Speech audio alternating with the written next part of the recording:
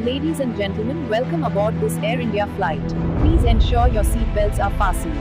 Please, just give me a chance. I can clear the formalities quickly. I can't miss this flight. Sorry, madam. Boarding is closed.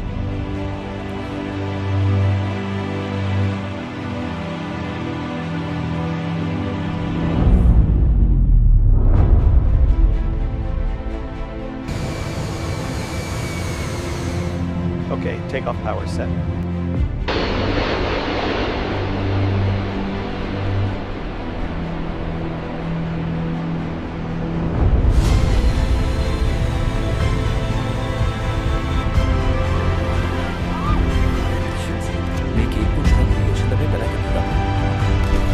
We're losing altitude too fast. Falling. Mayday, mayday, mayday.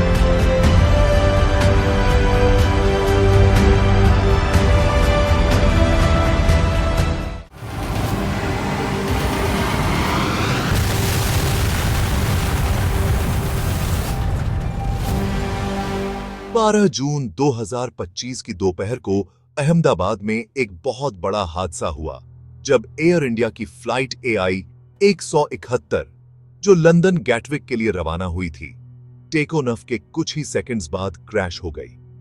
उड़ान के दौरान विमान में अचानक तकनीकी खराबी आ गई, जिससे पायलटों को मेडे सिग्नल देना पड़ा।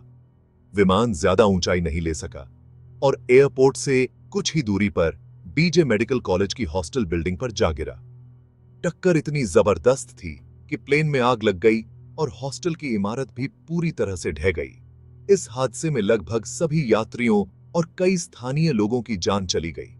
यह हादसा भारत के इतिहास में सबसे भयानक विमान दुर्घटनाओं में से एक बन गया।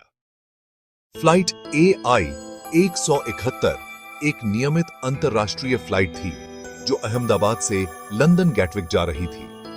इसमें एक बोइंग 787-8 ड्रीमलाइनर विमान VTA-NB इस्तेमाल हुआ था।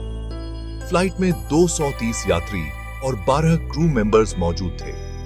यात्रियों में ज्यादातर भारतीय थे, साथ ही कुछ ब्रिटिश, पुर्तगाली और एक कनाडाई नागरिक भी थे। विमान को उड़ान भरने की इजाजत थी और टेक ऑफ से पहले सभी जरूरी चेक पूरे किए गए थे। यह फ्लाइट रूट एयर इंडिया के लिए सामान्य और नियमित था। 12 जून को दोपहर 1:38 पर फ्लाइट ने रनवे 23 से टेक ऑफ किया। शुरू में सब कुछ सामान्य लग रहा था, लेकिन कुछ ही सेकंड में पायलट्स ने इमरजेंसी सिग्नल मेडे भेजा और इंजन में थ्रस्ट यानी पावर की कमी की जानकारी दी। विमान करीब 625 फीट की ऊंचाई तक ही पहुंच पाया और फिर गिरने लगा, जबकि उसका अगला हिस्सा ऊपर की तरफ झुका था। प्लेन सीधे बीजे मेडिकल कॉलेज के हॉस्टल से टकरा गया और जोरदार धमाके के साथ आग लग गई। आसपास की इमारतें भी क्षतिग्रस्त हो गई और शहर के उस हिस्से में अफरा तफरी मच गई। इस पूरे हादसे में केवल एक शख्स बच पाया, 40 साल के ब्रिटिश इंडियन बिजनेसमैन विश्वास कुमार रमेश। वो सीट 11A पर बैठे थे, जो इमरजेंसी एग्जिट सीट थी। उनके साथ उनका भाई अजय भी था, जो इस हादसे में मारे गए। विश्वास ने बताया कि टेक ऑफ के कुछ सेकंड बाद ही प्लेन हिलने लगा और अंदर धुआं भर गया। उन्होंने किसी तरह से इमरजेंसी डोर खोल दिया और क्रैश से पहले ही बाहर गिर गए। उन्हें कई गंभीर चोटें आईं, लेकिन वो जिंदा बचे। बाद में उन्होंने अपने भाई का ताबूत खुद उठाया और मीडिया से बातचीत में अपना दुख और गिल्ट साझा किया। हादसा बहुत ही भयावह था। विमान में मौजूद 242 में से 241 लोग मारे गए। जमीन पर भी हॉस्टल बिल्डिंग के गिरने से कम 39 लोगों की जान गई, जिनमें छात्र, कर्मचारी और आसपास के निवासी शामिल थे। दर्जनों लोग घायल भी हुए, जिन्हें स्थानीय अस्पतालों में भर्ती कराया गया। घटना के बाद शहर में शोक की लहर दौड़ गई और कई परिवारों ने अपने प्रियजनों को खो दिया। दुर्घटना के बाद भारत की डीजीसीए ने यूके की एआईबी और अमेरिका की एनटीएसबी के साथ मिलकर जांच शुरू की। फ्लाइट का ब्लैक बॉक्स यानी फ्लाइट डेटा रिकॉर्डर और कॉकपिट वॉइस रिकॉर्डर बरामद किए गए और एनालिसिस के लिए भेजे गए। शुरुआती जांच से पता चला कि टेक ऑफ के समय फ्लैप और ट्रिम सेटिंग्स सही थी, यानी पायलट की गलती नहीं थी।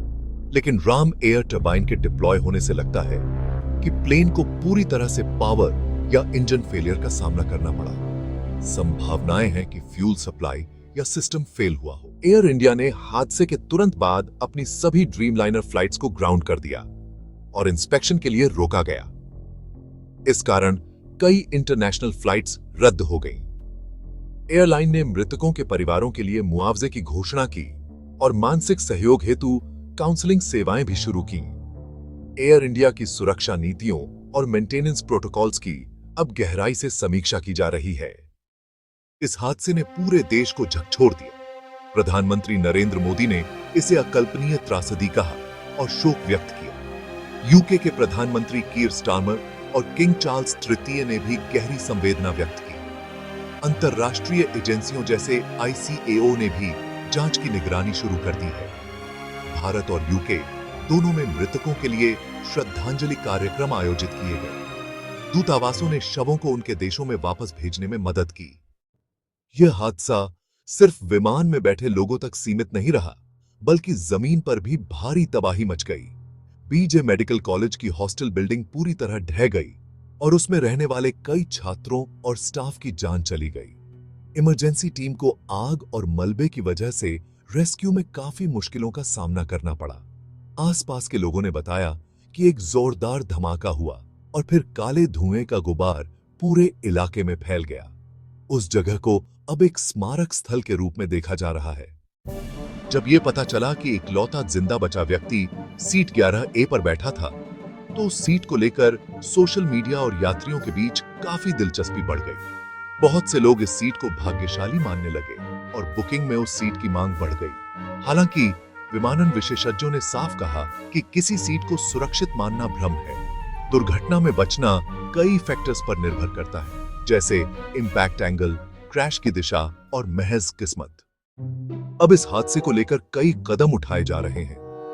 डीजीसीए और एयर इंडिया आने वाले हफ्तों में एक प्रारंभिक जांच रिपोर्ट जारी करेंगे, जिसमें शुरुआती निष्कर्ष बताए जाएंगे। पूरी जांच और अंतिम रिपोर्ट में तकनीकी विश्लेषण, पायलट के फैसलों की समीक्षा और सुरक्षा सिफारिशें शामिल होंगी, जिसे आने में कुछ महीने लग सकते हैं। इस बीच भारत के एविएशन सिस्टम में सुधार की प्रक्रिया तेज हो गई है, जिसमें विमान की जांच, पायलट ट्रेनिंग और मेंटेनेंस प्रोटोकॉल को शामिल किया गया है। पूरे देश और पीड़ित परिवार अब सच्चाई जानने का इंतजार कर रहे हैं।